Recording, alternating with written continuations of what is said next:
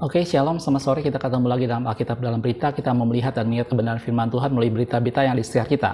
Hari ini adalah hari Senin, tanggal 8 Maret 2021. Oke, berita saya ambil dari CBN News. Jadi kalau Anda yang tahu tentang CBN itu adalah Christian Broadcasting Network. Jadi itu adalah salah satu penyiaran radio dari Amerika. Gitu, dia didirikan tahun 1960 di Virginia oleh Pat Robertson, gitu ya. Dan CBN ini banyak buka cabang di mana-mana. Salah satunya juga di Indonesia. Itu adalah di Indonesia memberikan pakai nama CBN juga, tapi singkatannya menjadi Cahaya Bagi Negeri, gitu ya. Ini salah satu broadcasting Kristen, gitu ya. Dan beritanya saya akan ambil dari CBN. Kita akan lihat sebentar ini dari YouTube-nya.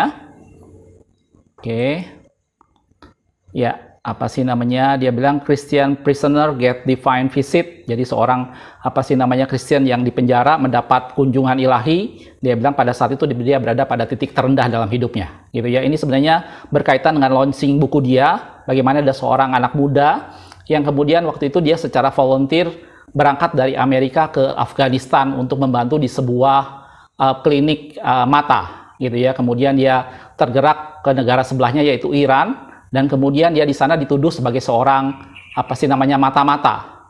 Akibatnya dia masuk ke dalam penjara dan dia berada pada titik terendah. Kita akan lihat videonya sebentar ya. You guys love Jesus? Amen, me too. It's that devotion to his Christian faith that took a young man from California all the way to Afghanistan. After first volunteering and working at an eye hospital, Dan Bowman then... Ya, jadi dia bilang dari seorang dari California ke Afghanistan, dia bekerja sebagai sukarelawan di rumah sakit mata, dibilang gitu ya. Namanya adalah Dan Bowman. Penulisannya agak sedikit salah karena ini auto-generated. Jadi penulisannya bukan begini Bowman-nya, gitu ya. Tapi ini adalah seorang pemuda yang kemudian dia ke Afghanistan itu tahun 1977 dan dia membuat buku tentang perjalanan dia selama dia di penjara, gitu ya. Kita lanjutkan. Set his own sights on neighboring Iran, and in 1997 what was supposed to be a 2-week trip turned into a 9-week nightmare as a... Ya, jadi dia bilang dia harusnya ke sana sebagai volunteer tahun 1997, kemudian ke negara sebelahnya yaitu Iran, yang sebenarnya tujuannya hanya untuk 2 minggu sebagai volunteer. Tapi kemudian dia ditangkap dan menjadi 9 minggu nightmare, masa-masa yang sangat jelek. Dia masuk penjara, ditangkap di Iran dan dituduh sebagai mata-mata. Prisoner of the Iranian Islamic regime. Ya. Walk with the Lord in many dangerous places. I've always seen God come through. Ya, dia bilang dia pernah beberapa kali ke beberapa tempat dan dia melihat bagaimana Tuhan menolong dia. Kemudian dia berpikir mungkin pasti di sini Tuhan menolong dia juga, gitu ya. And all of a sudden the thought hit me, well, what if this is different? Iran's government falsely charged him with spying and for being a missionary. Ya, pemerintah Iran secara salah, secara tidak benar menuduh dia sebagai mata-mata dan tuduhan sebagai misionari. Padahal dia adalah cuma volunteer di satu rumah sakit mata, gitu ya. That carried 2 separate death sentences. Dia dituntut dengan 2 tuntutan hukuman mati. It was out of my hands. There was nothing I could do. Itu sesuatu hal yang di luar kendali saya tidak bisa melakukan apapun juga, dia bilang. Either God would do a miracle or I would stay there. Kecuali kalau Allah yang melakukan satu mujizat, kalau tidak saya akan tetap ada di sana, dia bilang seperti itu. It's about his experience in a book called Cell 58. Ya, semuanya itu ditulis dalam sebuah buku yang judulnya adalah Cell 58 di tahanan 58. Nulisnya seperti ini, Dan Bowman-nya, gitu ya. Oke. Dia menulis kesaksiannya dalam sebuah buku. Alone in a small dark room, his only interaction, interrogations and beatings by prison guards. Broken and afraid, Dan decided his only escape was to take his own life. Ya, jadi dia disiksa, dia dipukulin di sana sehingga si Dan Bowman-nya akhirnya putus asa dan dia merasa bahwa satu-satunya cara untuk dia melepaskan diri adalah dengan bunuh diri. 4 times I tried to kill myself, but every time I tried I was too scared to tie the other end. Ya, dia bilang 4 kali saya mencoba bunuh diri, tapi setiap kali saya mencoba, saya terlalu takut, dia bilang, untuk mengikatkan tali di sisi yang lainnya. In his final failed attempt, Dan had a vision that broke the despair. Nah, pada akhir upaya terakhirnya dia mendapat sebuah penglihatan, mendapat sebuah visi yang membuat dia tidak lagi putus asa, broke the despair. And I remember lying down on the ground in that moment, all of a sudden the room filled Dia bilang, saya ingat pada waktu itu saya berbaring di lantai dan tiba-tiba ruangan itu penuh dengan with this glorious light. cahaya yang penuh kemuliaan. To see what's going on, and there is Jesus. Dan kemudian saya berbalik dan melihat apa yang sedang terjadi dan saya melihat Yesus. And it was at that lowest point that he met me. Itu adalah titik terendah dalam hidup saya, bagaimana Tuhan bertemu menjumpai saya. The turnaround provided hope, an ability to keep going, and strength to forgive and even befriend the God who regularly beat him. It also Oke, kejadian itu membuat dia berani dan membuat dia punya kemampuan untuk mengampuni. Bahkan dia berteman, bersahabat dengan orang-orang guard, pengawal yang menyiksa dia. gave him the courage to boldly proclaim his faith in front of his accusers and an Iranian judge. Oke, dan bahkan itu memberi kepada dia keberanian untuk memberitakan firman Tuhan, memberitakan Injil, keyakinannya di depan para penuntut dan Iranian judge, hakim-hakim Iran. And for about 20 minutes, I just preached the gospel. Dan sekitar 20 menit dia bilang saya menyampaikan Injil, menyampaikan firman Tuhan, memberitakan Injil. And I told everyone in that courtroom, and I told everyone who could hear me all about Saya menyampaikan pada semua orang yang ada di ruang pengadilan itu, kepada semua orang yang bisa mendengar saya tentang bagaimana, who Jesus is, all about how much he loved them, all tentang siapakah itu Yesus, tentang bagaimana dia mengasihi kita, tentang bagaimana dia mati buat kita. Betapa besar kasihnya buat kita. of a sudden I realized something. I am free. Dan pada saat itu justru saya menyadari satu hal, bahwa saya telah dibebaskan. Saya bebas. I am free. So what if they kill me? Lalu bagaimana jika mereka membunuh saya? My life is bought by the blood of Jesus. Hidup saya sudah dibeli oleh darah Yesus. My home is in heaven, and no one can take that away. Rumah saya adalah di surga dan tidak ada seorang pun yang dapat mengambilnya dari saya.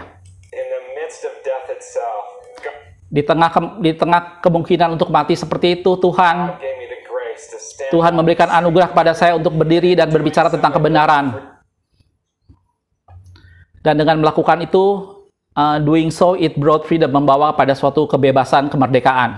freedom in my heart, knowing that this life isn't it.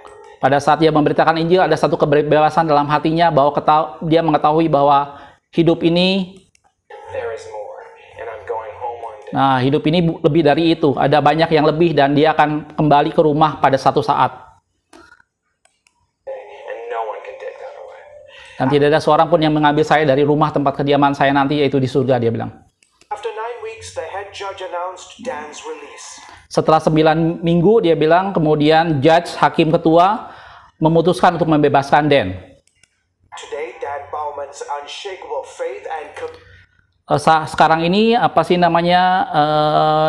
iman Dan Bowman sama sekali tidak tergoncangkan, dan dia committed, dia berkomitmen to God extends to the next generation. ya kepada Tuhan untuk memperluas firman Tuhan, menyampaikan firman Tuhan, dan melatih generasi berikutnya. Equipping and encouraging young people to serve in missions. Melengkapi dan memotivasi anak-anak muda untuk melayani dalam pelayanan.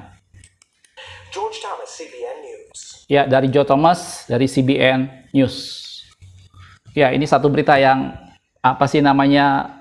saya harapkan bisa menguatkan kita semua, bagaimana seorang anak muda yang kemudian punya hati, dia sebagai volunteer di satu rumah sakit, dan kemudian akhirnya dalam satu kondisi yang dia tidak duga sebelumnya, sesuatu yang dia bilang di luar kendali dia, tetapi itulah yang terjadi. Gitu.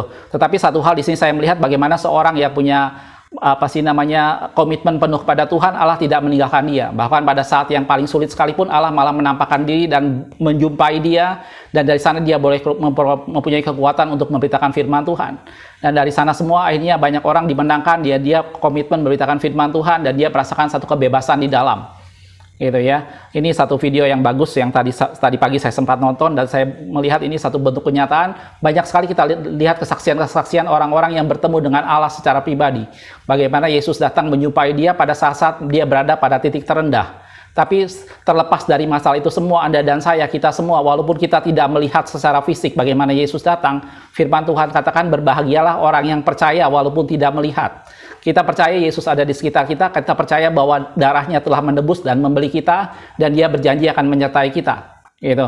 Walaupun kita tidak melihat seperti kasat mata yang dialami oleh Dan Bowman tadi, tetapi kita percaya Allah yang sama yang disembah oleh Dan Bowman, itu Allah yang sama juga yang menebus kita semua, Allah yang sama yang menjaga kita semua. Gitu ya. Mudah-mudahan dari video ini bisa menguatkan kita semua bahwa Allah tidak pernah meninggalkan kita. Dan satu hal lagi yang tadi kita perhatikan, bagaimana situasi yang buruk itu Tuhan ubahkan menjadi sesuatu, bagaimana orang yang dalam kondisi yang terpuruk, yang hampir bunuh diri, akhirnya malah jadi bangkit dan bisa memberitakan firman Tuhan. Semua yang Allah izinkan dalam kehidupan kita semata-mata dengan satu tujuan, supaya kita bisa memberitakan firman Tuhan. Supaya firman Tuhan diberitakan. Gitu ya. Dalam Matius 28 ayat yang terakhir, Yesus bilang padaku, kepadaku telah diberikan segala kuasa di langit dan di bumi. Karena itu pergilah, beritakanlah Injil kepada segala makhluk. Baptiskanlah mereka dalam nama Bapa, Anak, dan Roh Kudus. Dan ajarkanlah mereka melakukan segala sesuatu yang telah kukatakan kepadamu. Dan kata Yesus kepada mereka, aku menyertai kamu sampai dengan akhir zaman. Aku menyertai kamu sampai dengan kesudahan alam. Itu janji firman Tuhan. Tuhan menyertai kita pada saat kita mau memberitakan Injil. Waktu kita memberitakan Injil, waktu kita menyampaikan siapa itu Allah, bagaimana kasihnya buat kita semua, maka dia berjanji tidak meninggalkan kita. Dia berjanji akan meneguhkan setiap firman Tuhan yang disampaikan. Gitu. Walaupun mungkin dalam bentuk-bentuk yang melalui sesuatu hal yang tidak enak. Kalau kita lihat dalam firman Tuhan, bagaimana seperti pada waktu Paulus dipanggil, kemudian dalam firman Tuhan, waktu ada pesan Tuhan kepada Ananias, waktu itu Ananias berkata, bukankah dia orang yang menganiaya engkau? Kemudian Yesus berkata kepada Ananias bahwa Paulus ini adalah alat pilihannya, dan aku akan menunjukkan kepadanya betapa banyak penderitaan yang harus ia tanggung oleh karena namaku. Itu. Jadi penderitaan menjadi sesuatu yang menjadi bagian dalam pemberitaan firman Tuhan. Tujuannya semata-mata supaya firman Tuhan diberitakan. Gitu ya. Mungkin kita lihat ayatnya sedikit. Dalam Kisah Rasul yang cerita Paulus tadi. Kisah Rasul 9 ayat 15 sampai 16. Tetapi firman Tuhan kepadanya, pergilah sebab orang ini adalah alat pilihan bagiku untuk memberitakan namaku kepada bangsa-bangsa lain, serta raja-raja dan orang-orang Israel. Aku sendiri, Tuhan bilang, akan menunjukkan kepadanya betapa banyak penderitaan yang harus ia tanggung oleh karena namaku. Gitu. Jadi itu adalah bagian dari suatu bentuk pemberitaan Injil. Mari beritakan Injil, karena Allah mengutus kita untuk memberitakan Injil. Allah mengutus kita untuk menyampaikan siapa itu Yesus. Allah mengutus kita untuk menyampaikan pada orang lain tentang kasih Allah. Saksikan tentang kebenaran Tuhan, saksikan tentang firman Tuhan, saksikan tentang bagaimana Yesus menolong kita pada saat-saat di mana tidak ada manusia yang bisa menolong kita. Gitu. Dalam satu ayat yang terakhir, dalam Filipi 1 ayat 29, firman Tuhan katakan, sebab kepada kamu dikaruniakan bukan saja untuk percaya kepada Kristus, melainkan juga untuk menderita untuk Dia. Jadi kepada kita dikaruniakan untuk percaya dan juga untuk menderita karena Dia. Itu. Biar kita menderita bukan karena dosa yang kita lakukan, jangan kita menderita karena kesalahan yang kita lakukan atau karena kebodohan yang kita lakukan, tapi kalau kita mau menderita, itu semata-mata karena pemberitaan Injil. Mari beritakan Injil. Firman Tuhan katakan, beritakan firman baik atau tidak baik waktunya. Karena orang butuh mendengar firman Tuhan, dan iman timbul dari pendengaran firman Kristus. Beritakan firman Tuhan dimanapun Anda berada, beritakan firman Tuhan dalam kondisi dan kesempatan apapun, melalui media apapun juga. Sampaikan supaya orang mendengar Injil dan orang tahu siapa itu Allah. Jelas, saudaraku? Makasih sudah menonton. Kita ketemu di video berita berikutnya. Aku melihat, aku memandang, aku memperhatikan, dan mereka satu pelajaran dalamnya. Tuhan Yesus memberkati.